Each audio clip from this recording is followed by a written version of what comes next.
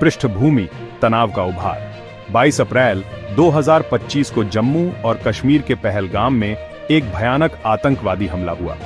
इस हमले में 28 निर्दोष भारतीय नागरिक मारे गए, जिससे भारत और पाकिस्तान के बीच तनाव बढ़ गया।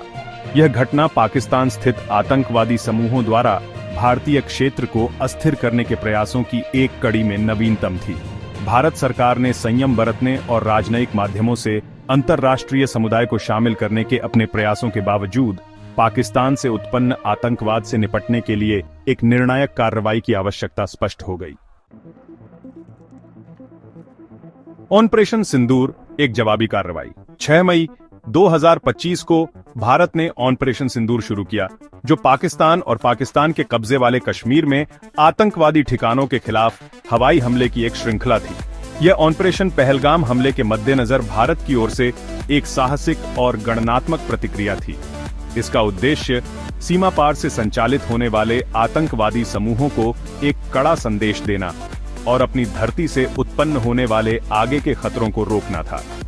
भारतीय वायुसेना के राफेल लड़ाकू विमानों ने एस्कैल्प और AASM हैमर मिसाइलों का उपयोग करके 9 स्थानों पर सटीक हमले किए।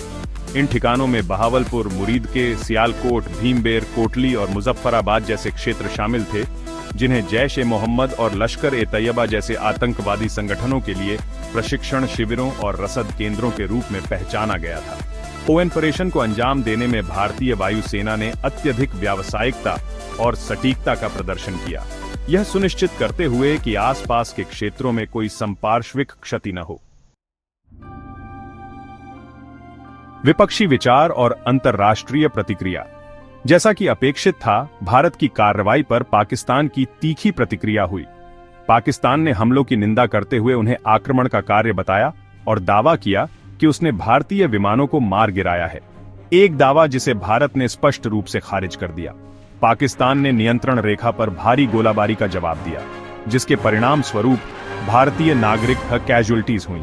इसने राजनयिक संबंधों को भी कम कर दिया और भारत के साथ व्यापारिक संबंधों को निलंबित कर दिया, जिससे दोनों देशों के बीच पहले से ही तनावपूर्ण संबंध और बढ़ गए।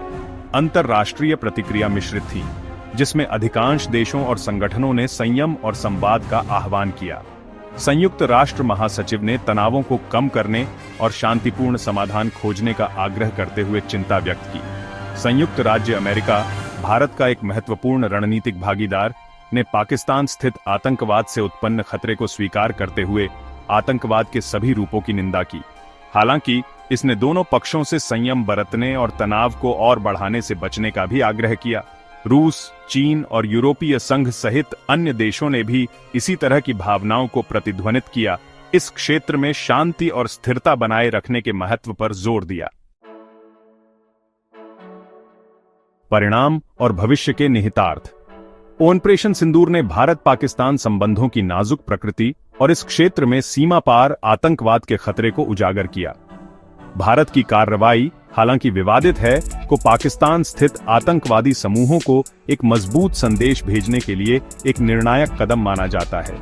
इसने अपनी क्षेत्रीय अखंडता और अपने नागरिकों की रक्षा के लिए भारत की प्रतिबद्धता का भी संकेत दिया। हालांकि दीर्घकालिक परिणाम अभी भी सामने आ रहे हैं। यह घटना दोनों परमाणु सशस्त्र पड़ोसियों के बीच तनाव को और बढ़ा देती है, जिससे टकराव का खतरा बढ़ जाता है। इसने भारत और पाकिस्तान के बीच अविश्वास और संदेह के चक्र को भी मजबूत किया है, जिससे किसी भी सार्थक बातचीत या विश्वास निर्माण के उपायों को आगे बढ़ाना मुश्किल हो गया है। आगे बढ़ते हुए अंतर्राष्ट्रीय समुदाय के लिए भारत और पाकिस्तान पर अपने मतभेदों को शांतिपूर्ण तरीके से सुलझाने और क्षेत्र में तनाव को कम करने के लिए काम करने के लिए दबाव डालना महत्वपूर्ण है। इसमें आतंकवाद से निपटने और सीमा पार आतंकवादी समूहों के बुनियादी ढांचे को खत्म करने के लिए ठोस प्रयासों को प्रोत्साहित करना शामिल है। इसके अतिरिक्त दोनों देशों को अपने मतभेदों को दूर करने और शांतिपूर्ण सह अस्तित्व के लिए एक रास्ता तलाशने के लिए एक सार्थक बातचीत में शामिल होने के लिए प्रोत्साहित किया जाना चाहिए।